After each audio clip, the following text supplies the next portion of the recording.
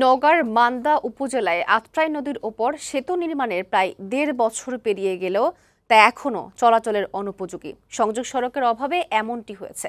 স্থানীয়রা নিজ উদ্যোগে বাঁশের সাঁকো তৈরি করে সেতুটি ব্যবহার করছে, ফলে ভোগান্তি কমছে না।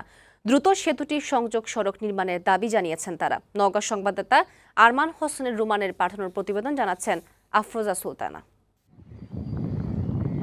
নওগাঁর মান্দা উপজেলায় আত্রাই নদীর জুথবাজার খেয়াঘাটে ২০১৮ সালে সেতু নির্মাণের কাজ শুরু করে এলজিইডি। ২০১৭ মিটার দৈর্ঘ্য ও ৭.৩২ মিটার প্রস্থের সেতুটি নির্মাণে ব্যয় ধরা হয় ১৮,৮১,২৫,০০০ টাকা।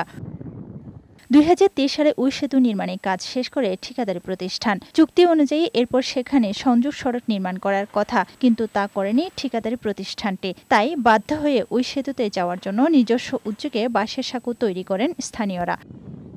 সেই সাঁকো দিয়ে প্রতিদিন শিক্ষার্থী, কৃষক, ব্যবসায়ী সহ অন্তত লক্ষাধিক বাসিন্দা সেতুতে পৌঁছান ও নদী পার হন। কিন্তু এভাবে সেতু ব্যবহার করতে গিয়ে মাঝে মধ্যে ঘটে দুর্ঘটনা। তাই দ্রুত সেতুটির সংযোগ সড়ক নির্মাণ করতে সংশ্লিষ্টদের হস্তক্ষেপ কামনা করেছেন স্থানীয়রা।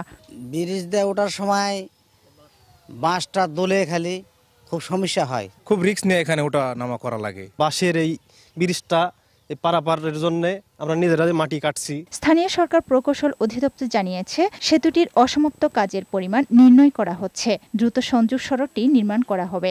জিনিসপত্রের দাম বেড়ে যাওয়ার কারণে ঠিকাদার সাহেব গত 5-6 মাস আগে একটা আমাদেরকে চিঠি দিয়েছে যে আমি কাজ করে লস খেয়ে যাচ্ছি, এই জন্য আমি চুক্তি থেকে মুক্তি যাচ্ছে, চুক্তির অবসান যাচ্ছে।